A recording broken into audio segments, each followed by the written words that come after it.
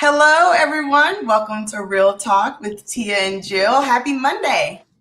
Yes, welcome to kicking off another week. And here Another we week. come. We are ready.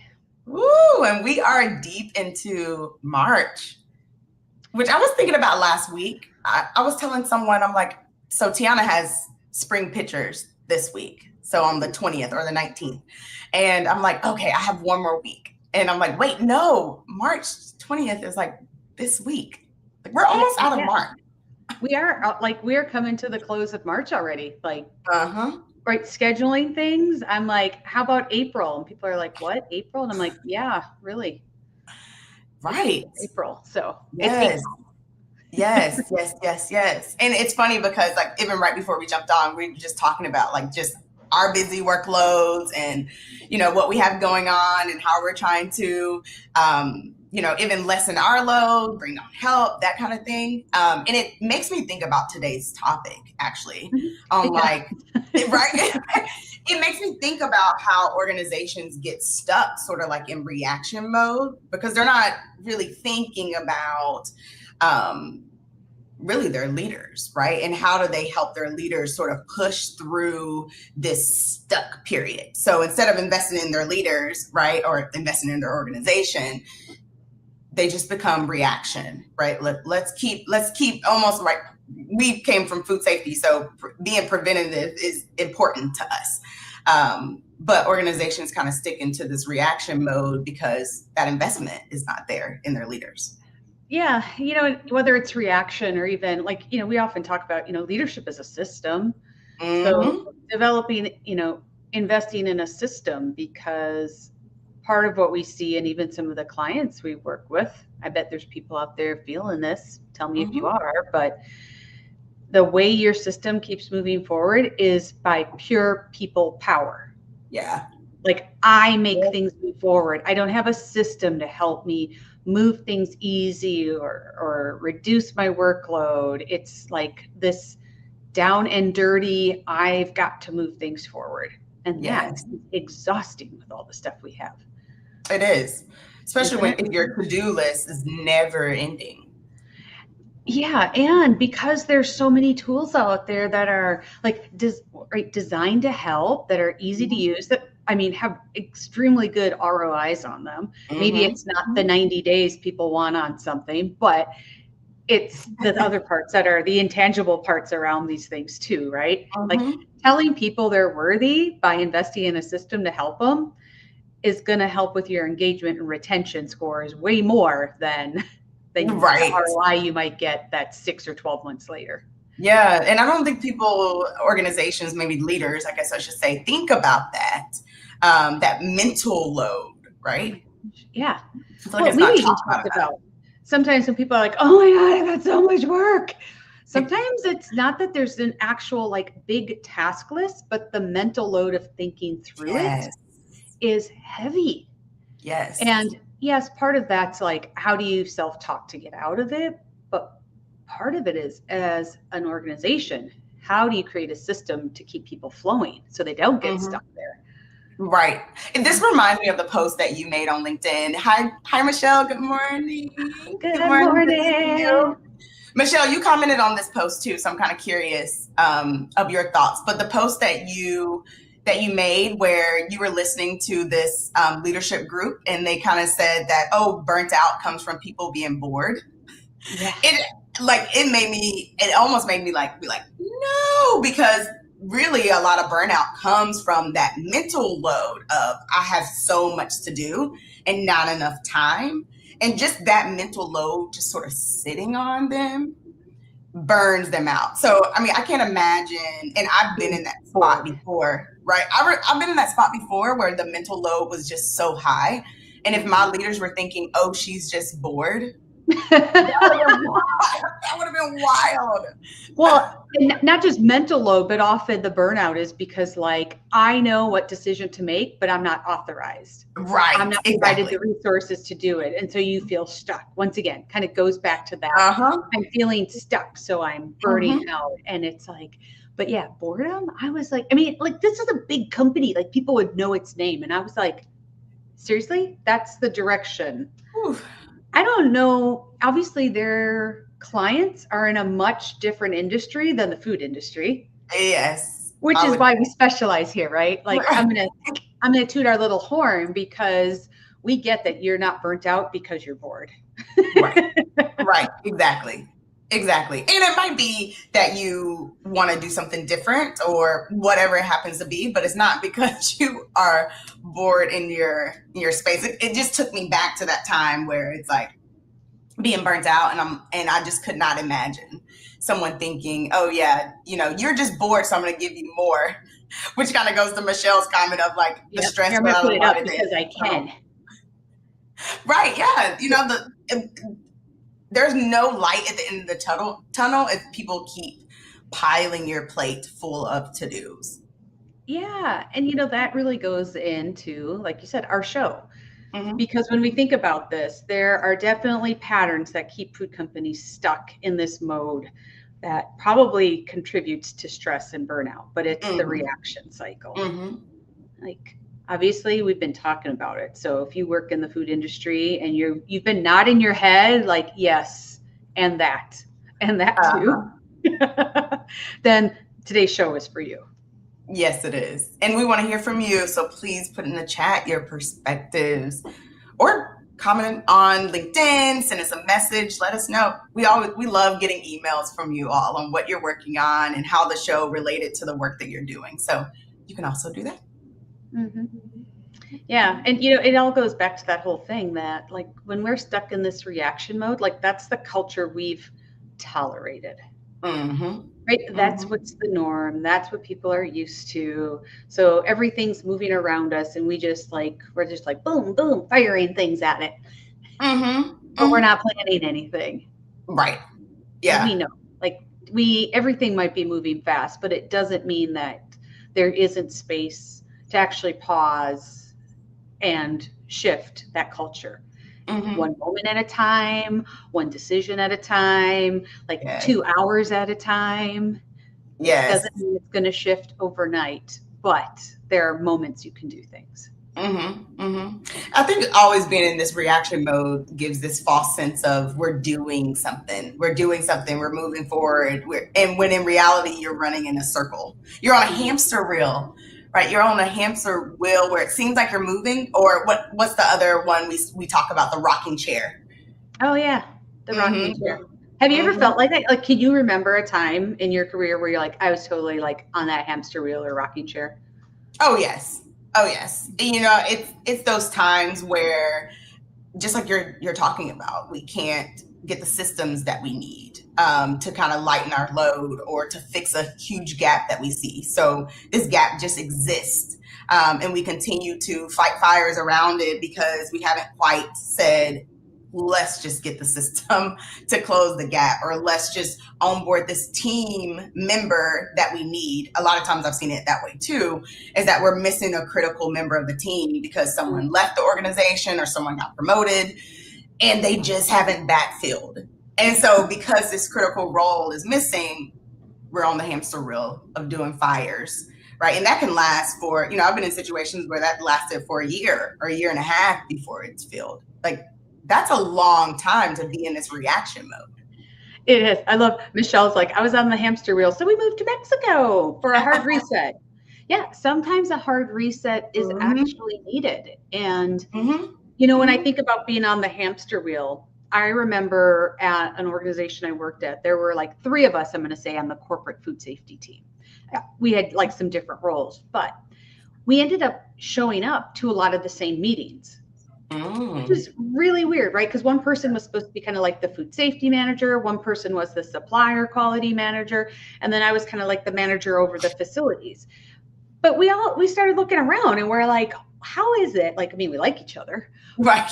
but we're always seem to be showing up at the same meetings. Mm-hmm. Mm-hmm. So our schedule is full, we're not able to get work done, and yes, we feel like we're connected with things, but yet the root cause of that was there was lack of clarity in everybody's role.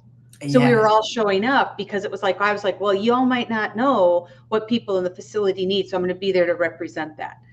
And the supplier person used to do food safety and all the HACCP plans. So they were like, well, I'm going to show up because I'm here for supplier, but this other person might need my support. And the other person was like, well, I don't know, like somebody else. But it's this thing like this. So Instead common. of, it is common. And, even with that, we had to be like, we need to stop and know that all of us are experienced enough, thoughtful enough, and knowledgeable enough that we're not going to royally screw it up.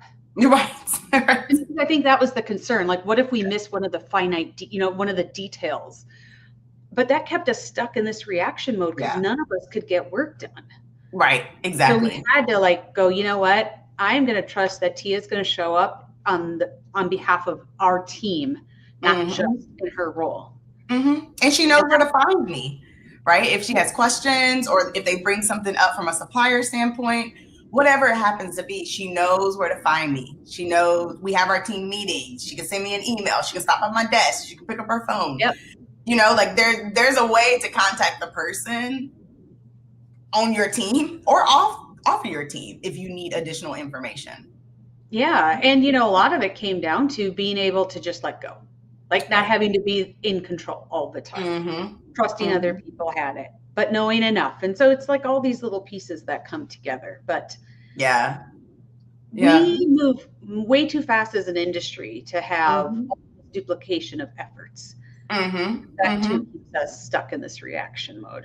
And I know I'm kind of going off the rails on this right now. No, I think that's a really good example because even as we were talking about it, in my experience, I'm thinking about that missing role. If someone's missing. In your case, everyone's showing up. So it's like the two extremes on, I hope when people listening and saying wow, why am I stuck in this sort of reaction mode? Do you have missing gaps in people and resources? Or are you just not clear on your expectations and everyone's sort of doing the same work versus actually spreading out the work and managing the workload together? Yeah. It's interesting. It's like this balance, right? But it's possible. Yeah. And that's the whole thing, right? In this mode, you rarely get space to be able to build the systems that you need. So whether it's filling that role, whether it's saying, I'm out on that meeting, I know you can handle it, and if something comes up, I'm a phone call away. Right. I need time to work on some things. I need to block out my calendar. No fire is too big. I mean, unless we're in the middle of a recall or there's literally a fire, do you need to call me? Right. Right. Those are the things sometimes that we have to be able to communicate out to people. And if we, just as leaders looking at our team on the hamster wheel, if we can't stop the hamster wheel or we stay in this reaction mode, people are going to be like Michelle and be like, I need a hard reset. I need to exit the organization. I need to exit this group. I need to remove myself from the situation, which obviously retention issues, right? Engagement issues, all of that follows. And I love the question too that Michelle brings up. If people don't feel comfortable reaching out, the question is why? Right? If I have to have my whole team there, or I feel like my whole team needs to be there, ask yourself that question. Why don't you feel comfortable letting one person sit in on the meeting or reaching out to other people if you have questions? Yeah, that's we all know that's part of a whole nother show diving into all of that. But I mean, that is part of that starting part. I mean, that's also why don't I feel comfortable stepping back from this meeting when I might, it's kind of that whole going through a racy. Am I responsible for what's happening? Am I accountable? Am I consulted or am I informed? Even when you're consulted doesn't mean you have to show up. That means people reach out typically and say, hey, we'd like some input from you. So, right, I find it fascinating, and I'm certainly guilty of this, right? But sometimes it's not only just pausing to create the system, but then having the discipline to work within the system. Right. It reminds me of what drives me crazy about AI, right? I put something in as I'm doing some work, and I'm cool, love that version. Oh, by the way, just change this one thing. And it changes the whole dang thing. Oh, yes. Stop. like, stop. I had what I liked. I want to work within that. And they're like, oh no, we're always in continuous improvement. I'm like, I think as humans, we tend to take that on, which is probably why AI is doing it. Yes. Because even as we create a system, our mind is still like, ooh, I want this part to be that better. And that part can be shifting. So then before we know it, we're working outside our system. Right.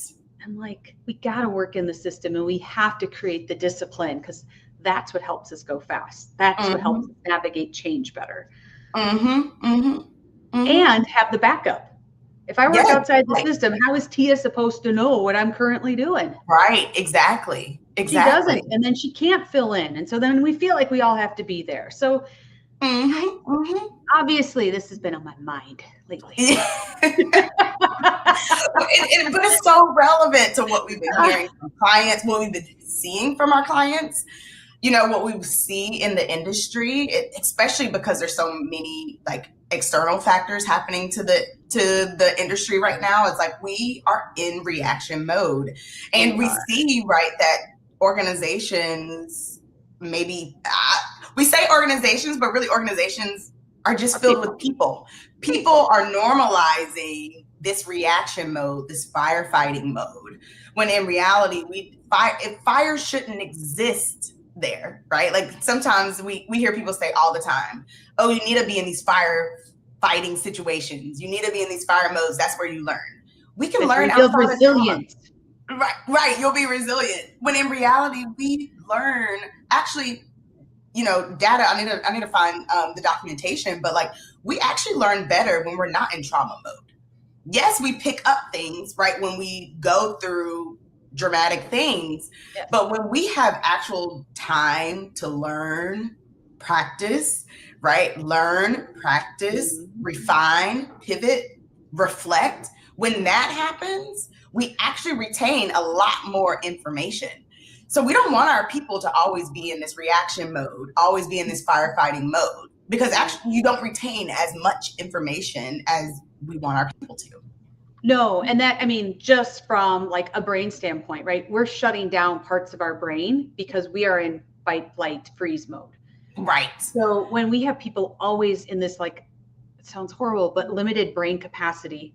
I mean, that's really what we're doing. We're creating this limited brain functioning system where when we create space where people can be curious and can be learning, like the reason kids play is because that puts their brain in a state for learning. Yes. And for doing. And so those are the things that when we think about what companies want for innovation and for like improved profits and being creative, all those things, we have to create spaces where people aren't in this limited brain functioning state so that we can have this opening of all the other portions of our brain. And I'm not saying I'm any like neuro expert, obviously, but those are the things that help us move from this reaction only state to like we can think broader and create these systems that are much more creative and allow us to do our best work. Yeah, agreed. Yeah, I love Michelle's comment. Remember when we used to brag about having a sense of urgency? I feel like, okay, so the episode hasn't dropped yet, but Jill and I, we're on the Food Safety Exchange on Michelle's podcast. We're the first episode. So check it out. But one of the questions Michelle asked was what leadership behavior needs to change? I should have actually said this one, which I didn't, but you'll have to listen to find out what I said. But the anticipation. But this whole sense of urgency thing, like we need to do it right. You know, we need to do it right the first time. So we're not wasteful. We're not spending. We're not really ultimately wasting our time and resources on going back, fighting, reacting, right? If we did it right the first time, we save so much money, right? We save so much money. We save so much time. We save so much product waste, all the above. So I would love for the sense of urgency to really change more into how do we do it right the first time. Oh, the episode is live. Check it out. We'll put it in our show notes. We will. the link to it. Well, yeah. So I think all of this leads into like today's show really is about the three things that we see over and over and over that keep companies stuck in reaction. So we've touched on some of these, but let's dive into them a little bit more in a structured format so that people can follow along and get, a little bit more out of them. But, this is the thing. And we were just talking about this sense of urgency, which really goes into this first pattern that we see all the time, that we have a hero culture instead of a system culture. Yeah, like where you're looking for the people who fix the crisis.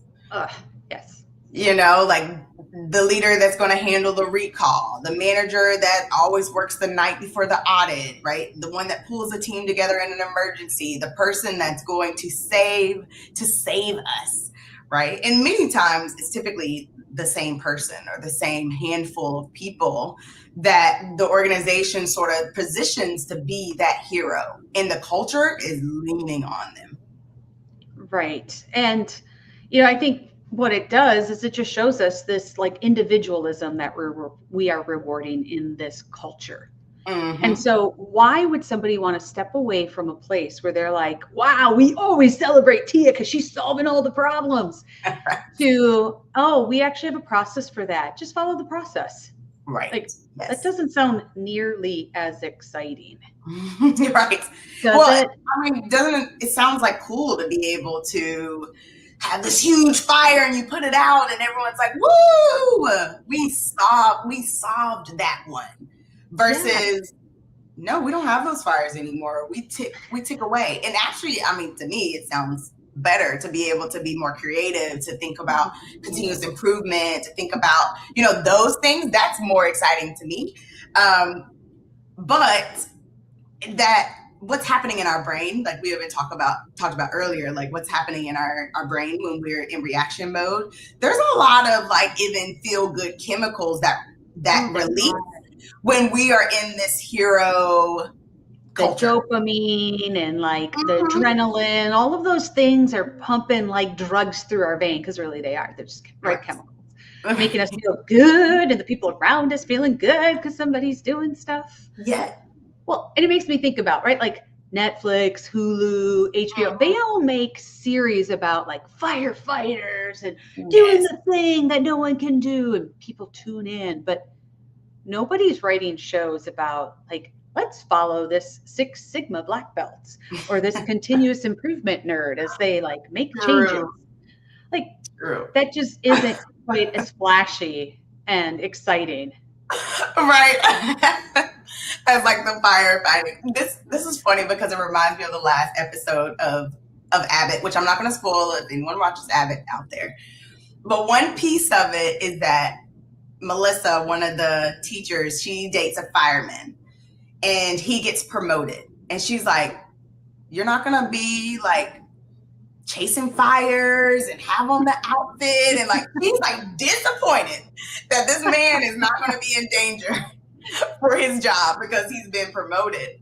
And it reminds me of the conversation we're having around firefighting, where it's like, man, we're not going to be able to put on the cool gear, show up at 3 a.m., and like in the moment, right, we know that's not good for us. But just thinking back, that adrenaline, like you said, it brings something out of us where we're just like, this hero culture. But ultimately, it's not serving us. It's not serving who we want to be. It's not serving how we want to show up as leaders. And ultimately, it's not serving our people. But once again, you kind of tap into something where when somebody's usually, I'm gonna stereotype a little bit here, or kind of generalize, I should say. When I've been a frontline leader, like if I'm an ops manager, like I'm managing this area, this line, this department, right? Firefighting is part of what I do. Now I get promoted to be like a director or a regional somebody, where I'm supposed to be in a support role. But guess what I know and what I've been rewarded for? Firefighting all the time. Exactly. So where does this person typically gravitate towards, or what type of work do they do, or where are they called in? So we have to think about this with our leaders and with our culture, because if we're not clear on like how this transitions and what this role is, you can see that as we promote people and they move, we just keep carrying this all around because we see Yes. firefighters as high performers. They get things solved. Yes, yes. That's one of the signs that we see when we go in and take a look at organizational culture, is that if your top leaders are really doing the jobs of what their team should be doing, and there's this imbalance, right? Something's off about the culture. I think we maybe even talked about this last week or at some point, where it's like if the VP is doing the in the weeds work, they're not doing what a VP needs to do. And they're the only ones that can do that work, right? All the executional work, you have people for that. You're just doing that work. But no one can actually step up and do the VP role because they're not in the same meetings, they're not privy to the same information, all of those things. So if you're not doing that role, who is doing that role? No one. Right. So, right, the best way to move from this hero culture is to a system culture. And there is a reason why back in like the 20s, 30s, 40s, that quality management systems are actually business management systems. Yes. Just here in the US, we confuse the word quality, meaning product quality, versus quality of running a business. Right. That is why QMS, when used correctly, is so powerful, because we have systems to go through our business, not just systems to build quality. So moving from hero to system, it's from these one-off, these in the moment things to we have an SOP. I remember our team always being like, I don't know, what does the SOP say? I don't know, I need to go find the SOP. I don't know, go find that binder with the SOPs. Like when that was embedded in what we did, our team flowed. Yes. And I've been in other teams where they're like, well, I don't know, I think we should do this or that, or go ask that person. And like right away, that's a sign that we are still stuck in this human powered having to do things. Absolutely. And it feels like, so if you're at this spot and you're like, man, I'm on the hamster wheel and we need to move from this like hero culture to this system culture, one piece of advice I'll give you is that it's going to feel slow in the beginning. Building your foundation, it's going to feel slow. Take the time to do it, because once it's built, right, you are going to be off. You're going to be off. You're going to be able to move so much faster than you do today because you took the time to build your foundation. And, when just in my career, talking with my teams where we're building foundational system for, autonomous maintenance and PM programs, I'm saying, I literally had this conversation with my team on, we are at the point in time where we're building the foundation. We have to put the time in to do this, because once we do, we are all aligned. There are no questions on where our center line should be, how it should run. I was in operations at this time. So center lines, equipment performance, where people were staffed, what skills they had, all of that was super important. We were building the foundation around it so we could run smoothly every day. And once we did, right, our shift ran so much smoother because we had those systems in place. But it was a hill to get over. Right. Stick with it. It's worth it.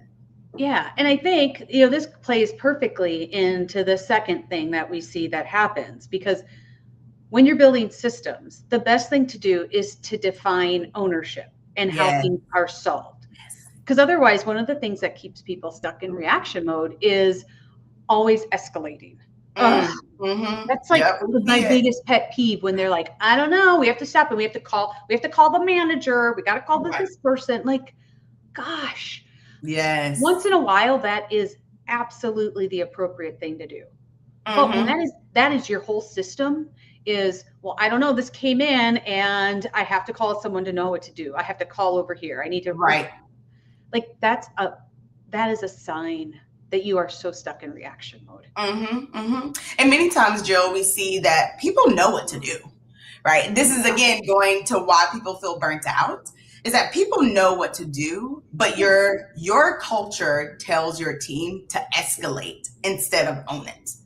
Yep, And I've seen sometimes broken it's belts subtle. 57 times in the past 6 months. I know what we do with them. I don't need to call someone to be like, all right, we're going to stop the line. We're going to clear off product. We're going to Mm-hmm. look for the broken thing. Right? Like, Mm-hmm. we all have a process. There's no need to escalate it up. Right. Exactly. Just follow the Exactly. process. Or, Read the process, sometimes follow it. too, right, exactly. And sometimes leaders, they get into this spot where, oh man, I'm so busy. I need to know what's going on. So I want these decisions escalated.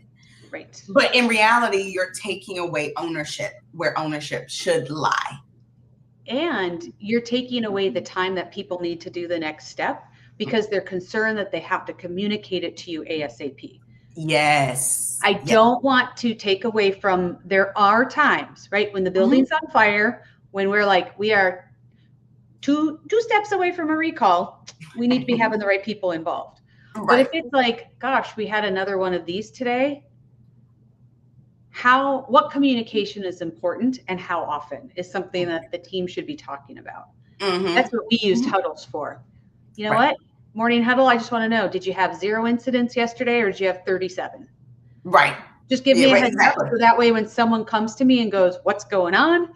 I'm like, I have a sense. I don't know the details. Exactly.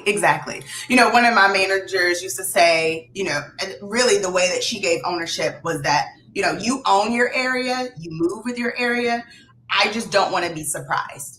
So if there's something that I feel like it might be bubbling a little bit, maybe my counterparts are starting to escalate, but I feel like I still have things under control, or I just don't need support. I might shoot off a text and say, hey, this is what's going on. You might hear it from these sources. This is what I'm doing, but call me if you have any questions. Now she's not surprised that something's happening, even if she doesn't have all the details. She's not surprised that something is happening, so that if her counterpart mentions it, she's able to say, yes, I talked to Tia about it. Tia is on it. Or, go talk to Tia about it, or have them continue to walk, whatever it happens to be. But just even that quick text to say, hey, I got it. I'm not escalating it. I'm letting you know so you're not surprised, just in case you hear it from someone else. That's true ownership versus I'm escalating it to someone that, right, probably have, again, other things they need to be doing other than the work that I'm responsible for. Yeah, that's so important, because I think what happens is people have this moment of like, well, I want to be helpful and supportive. And sometimes helpful and supportive means stay out of the way. And I mean that in the nicest way, because I too, once again, these things that we talk about, I have been guilty of. Right? I've been guilty of them too. But I've also seen the other side when you're like, do your thing because I trust in you and what you're doing and that we have a process. Yes. It's different if I'm the owner and I call you and I'm like, oh my gosh, this feels a little bit different. Can you be a consult for me? That's different than an escalation. And I think as a leader, one of the best things you can do is make sure people know that you believe in them.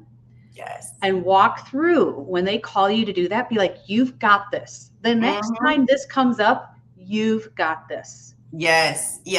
Because otherwise what we do is we create this process where they feel like they have to call us just for a consult. It's not an escalation per se, but it kind of is. So we have to recognize these behaviors and kind of redirect. Yes.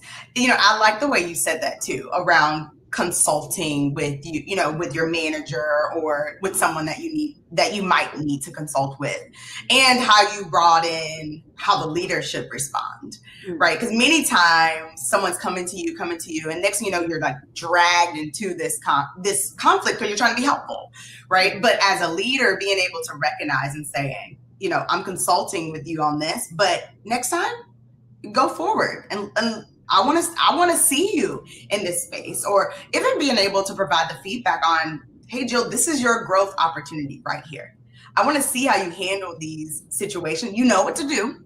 I support you 100%. I want to see how you handle these situations on your own, because one day you're going to be in my slide, right? And you're going to have to handle the situations here. I want to see you do that.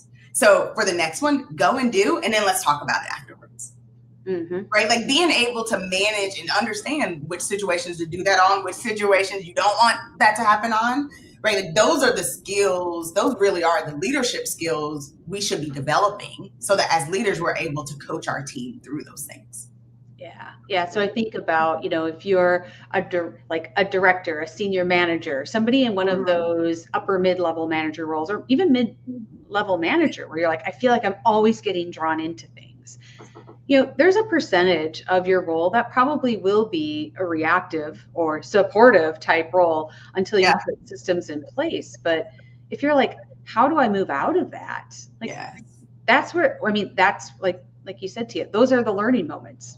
For me, that was where working with the coach for them to be like, I'm going to flag what you just said there.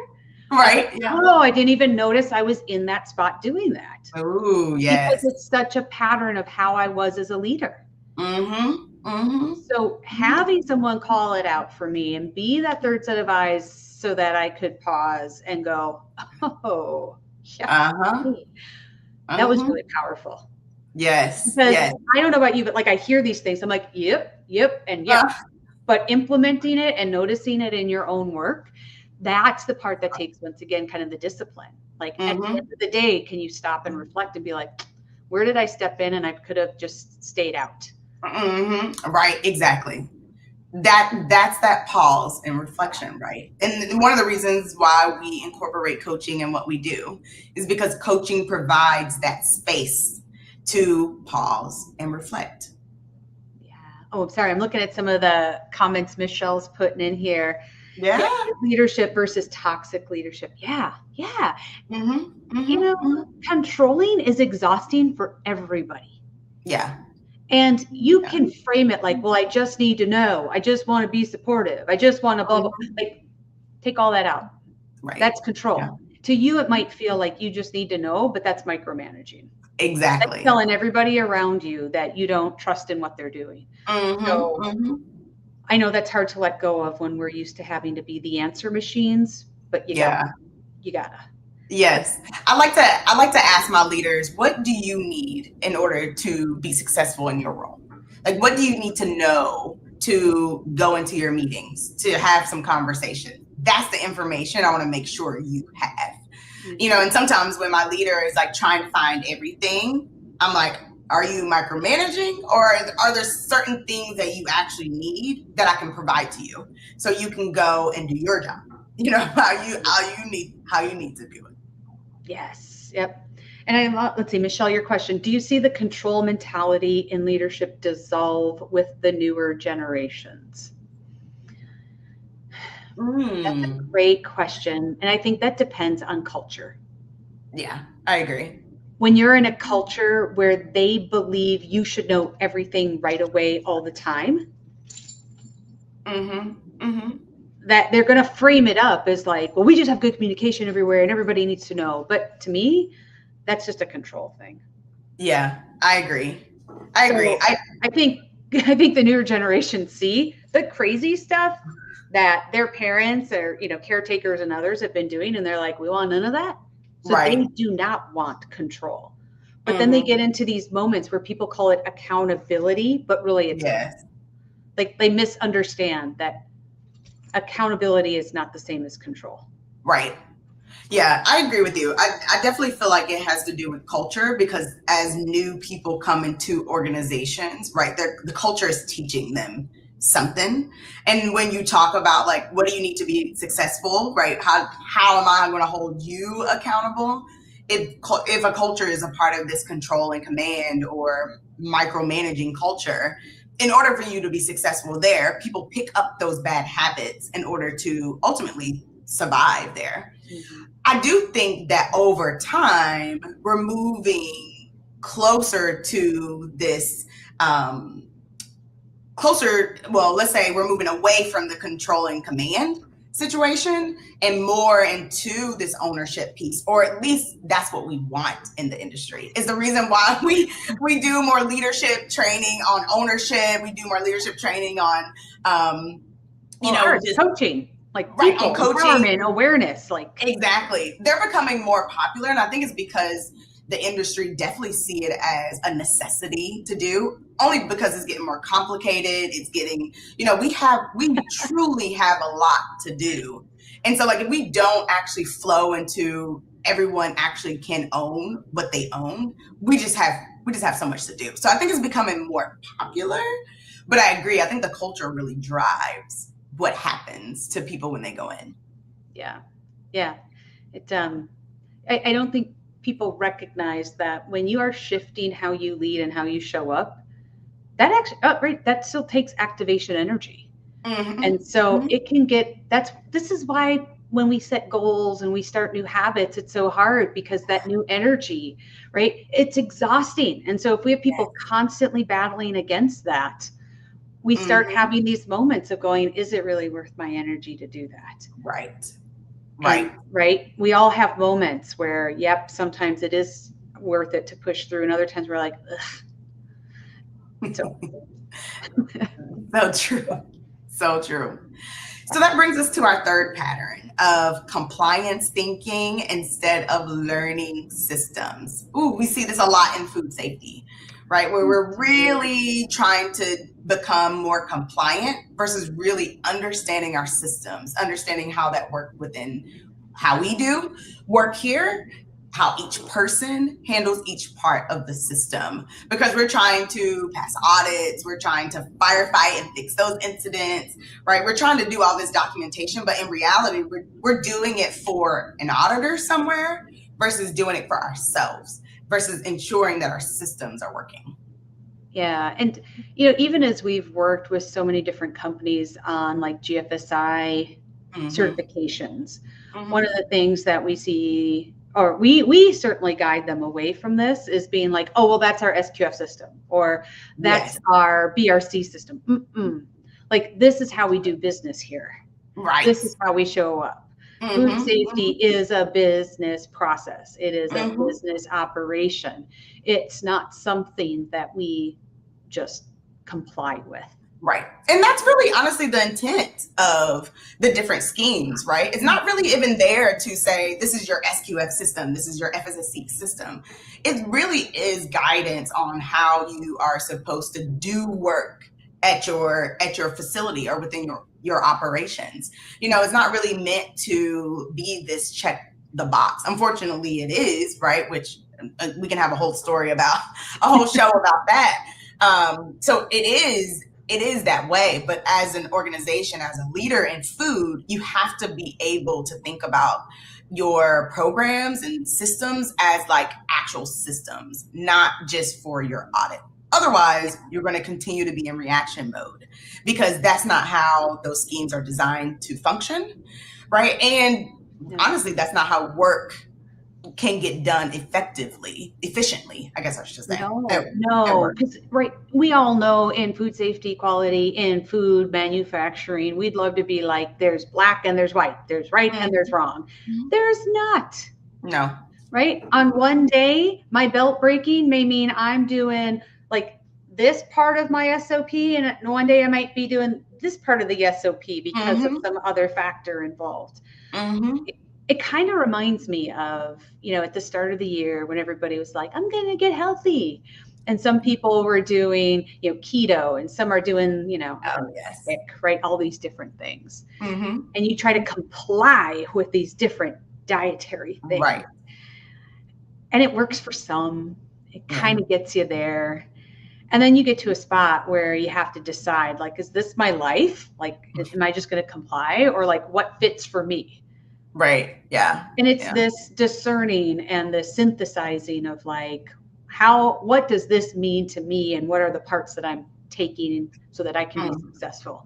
It's the same thing when we think about compliance versus a business system. Right. If we let it sit always out here externally, it's easy to pick on that and think, how are we going to do that? Because it's external. It needs to be internal to us. Yes. And that's what helps us have the ownership and not just a compliance mindset. Own it. Like we internalize that this is part of what we do. Yes. And this is the same thing for culture, right? For culture, for food safety culture, for safety culture, for all the different subsects of culture, like that is so important. And we know that the more that these compliance systems kind of roll out things, especially in the food safety culture space, right, organizations are going to be looking for ways on how to check the box. How do we check the box for compliance?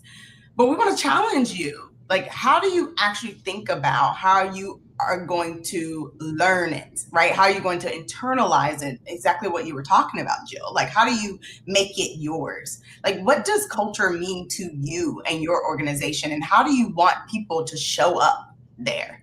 How do you want people to show up when it comes to food safety or people culture? Like, that's what's most important. And then compliance comes with it, right? Like, they just want to know, what are you doing to protect food safety, right? Like, how do you ingrain that into the work that you do?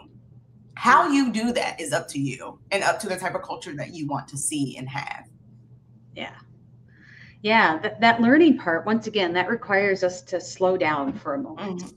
Yeah. And that can feel unproductive. Mm-hmm. Mm-hmm. Especially if we have times where we're like, we're going to carve out an hour to learn from this. And yet the individuals that are showing up are still texting for emails and on their computers yes. and doing all these things. And what I see is people leave those and they're like, yeah, it wasn't really that great. Right. And the reason is because they're still focused on this task-driven compliance versus really disconnecting for a moment to be able to, like, once again, open all the parts of our brain to be curious and learn. Yes. And so when we're in these spaces, I mean, you'll probably see it. Like, yes, once again, I've been in webinars and I'm like, I'm going to be checking emails while I'm listening. I'm not truly learning, and I do know this. Mm-hmm. Like, I understand that. When I'm in meetings and I look around and I see people checking their emails and doing stuff, or I don't know, I guess I should pause and say, I don't know what they're doing. But the story I'm creating in my head is they're not engaged in what we're doing as a collective group. Right. Yes. Yes. And you're right. Like, if you're not engaged, right, if you are checking your email or your phone or, whatever it happens to be, like, you're not learning. But you're also telling your team that this is not a moment to learn. Right. This is not a moment that we should be learning, that this is important to our culture. Even as you talk, I think about these like in-depth problem solving sessions, I used to have with my teams. And yeah, sure, I documented it as this is a part of our corrective action and this is what we found as a part of doing formal problem solving. But in reality, we're in that room using formal problem solving tools because we want to drive to root cause and we want to solve this issue regardless of what our compliance system says or whatever I have to document for audits. Like, that is outside of what we're doing. We're driving to root cause, right? We want to learn about our system. We want to ensure this doesn't show up again. And as you were talking, it made me think about those times because we're in learn mode. We're not in compliance mode. Right. Yeah. Right. So it's, some of it's these shifts that we just need to make in our mindset or in the behaviors that we're doing. Because I think inherently, like we've talked about, like I wasn't a crappy leader. I just wasn't always the best leader. Yeah. And I had room to improve, just like everyone. And I think those are the things we see here, because each of these, as you all can tell, I've been in them. Personally, I've worked with teams in them, and I've worked with companies in them. These are not signs of bad people or bad leaders. No. These are symptoms of these leadership systems that, were built. They're not built for the complexity of our systems that we have today. Yeah, and we see that people are missing these key leadership skills that's needed, right, to run these systems, to be able to step up and make sure that there's clear ownership and accountability and alignment, that you really step into this prevention where it becomes possible, right? That you're not stuck on the hamster wheel, but you have strong leaders that have the right skills to ensure they put things into place, that you're not in reaction mode all the time. Yes. And just to be clear, it doesn't mean that once you start, it's all right away.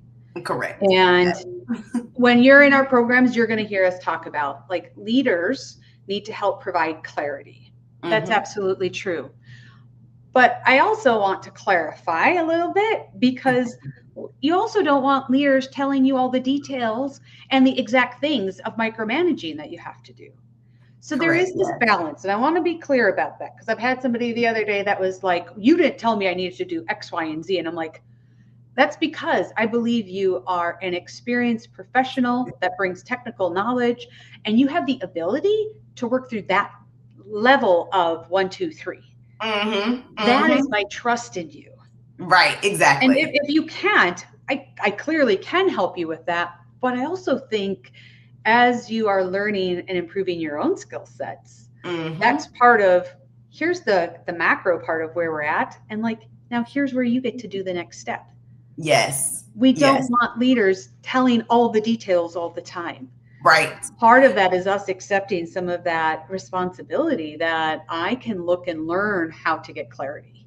Because that's what this world is about. Right. Nothing is just served on a platter to us. Right. And nor do we want that to be, right? Because we want them to completely own it. And it's really hard to own something that belongs to someone else, right? That someone else has kind of said, do this, this, this. And that's why command and control doesn't really work if you want strong ownership. Is because you cannot tell people what to do and expect they're going to own it. That if I'm telling someone, do it this, this, this, they're thinking, well, this is Tia's way. This is how Tia wants it done. So it's not theirs, it's mine. You know, I like to tell leaders that our responsibility is to provide clear boundaries. Where do we want to stay within? Where do we want to play, right? That's my job as a leader. Your job as the owner is to fill in anywhere within those boundaries that you think we should go based on your experience, your expertise, talking with your peers, collaboration, all the above. Based on all of that, it's your job to come up with that solution. It's my job to just provide the boundaries so that your solution is within scope, right? Your solution is something we can do. Your solution is something that we can plan for, whatever it happens to be. And that everyone's not going to be like, love the solution, but we can't afford it. Or love the solution, but that only works for this type of product, right? I'm here to help provide those boundaries so that you're working within a boundary that your solutions will make sense in.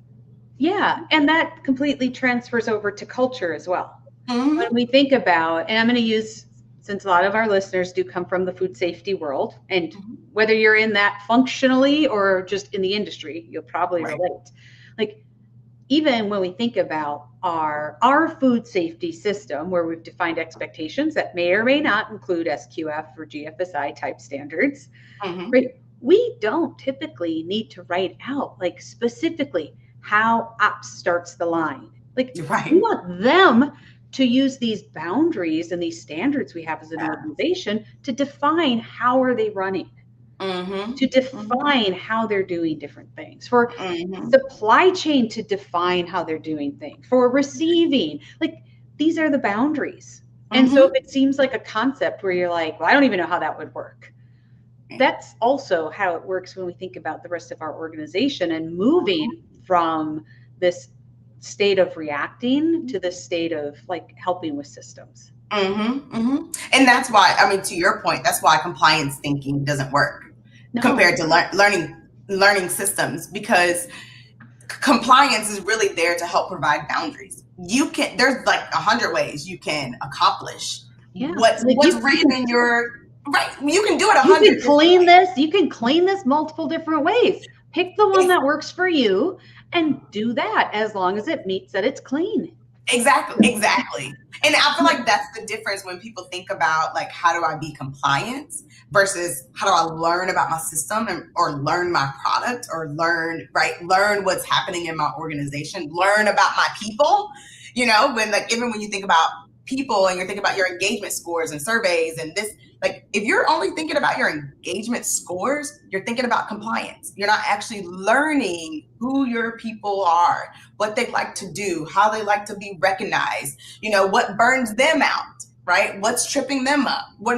If you're not thinking about that and only thinking about your surveys, your scores, your assessments, again, people in reaction mode around culture, most of the time they're stuck in doing assessments because they're thinking about compliance versus learning their people, learning so they can put systems in place to keep their culture on the right track. Yeah. Wow. Whew, we've got a lot in what we talked about today. And I We think have a lot of good gems in here, right? yeah. And I think, okay, if you're listening to this podcast, here's one of the questions for you. Like, where in your organization are you rewarding this like reaction more than prevention? Mm-hmm. Like, look for that. Like, where do you see that? Yeah. And even as we went through these three different areas, like which of these patterns feels most familiar in your own leadership environment? And think about what you notice and perhaps what you would want to do about that. Yes. Yes. Thanks, Michelle. And thank you, Chris, as well. Because conversations are relatable beyond food safety. Yes. Yes, it does. We're fortunate we don't work just in food safety. So if you're like, oh, Jill and Tia are the food safety people, like, that's, yes, food safety. We do a lot of that. But we do a lot of ops. We do supply. We do sales. We do, you name it, across the board. Which we're really fortunate about. I think it's something, I think that's key when we think about culture, because we all impact culture, right? Even food safety culture, right? Which we do. We have a lot of conversations around food safety culture. And anyone that's in food safety know that we touch every single function we touch. And so it's important that even as we think about leadership, as we think about culture, that each of these functions are a part of that conversation. So I appreciate your comment, Michelle, and I appreciate your husband as well. Yeah, and it's actually a great lead-in. I'm going to put up, if you're watching us through our webpage or through YouTube, I just put up the QR code for our leadership summit, because at the summit we do have leaders from different areas within organizations, all in food companies though, sharing, like helping us better understand these different aspects of like how we can reimagine leadership. That's the theme for this year. So if anything, if things from this conversation resonated with you, or you think, gosh, yeah, that would be great for someone on my team to hear more about, our upcoming leadership summit is designed exactly for that. It is all about helping strengthen like systems that move organizations really from this reaction to prevention, from like where we're thinking today to reimagining where we can be. Yes. So join us April 8th. We would love to have you with us. Yes, we are so excited about it. And if you're listening to the podcast, you can find it on our website, catalystfoodleaders.com. And I'll also include the link in our show notes, so you'll be able to see that as well. Yes. Because as we say week after week, leadership is not a one-person show. Culture does not grow on its own. It all takes intention and a system. And with that, we want to thank you for joining us on your Monday morning or afternoon, or maybe sometime during the week that you like to catch up with us. We love having these conversations with you. So please add in the comments. We can see your comments, even if it's a little later on YouTube. We love to check them out. We love to hear your perspectives. So until next subscribe to our podcast. Don't miss an episode. Yes. And we will see you again next Monday, or you will hear our voice on a new episode later on in the week. Yep. And remember, culture doesn't change until leaders do. Everyone have a great rest of your week. See you next time. Bye.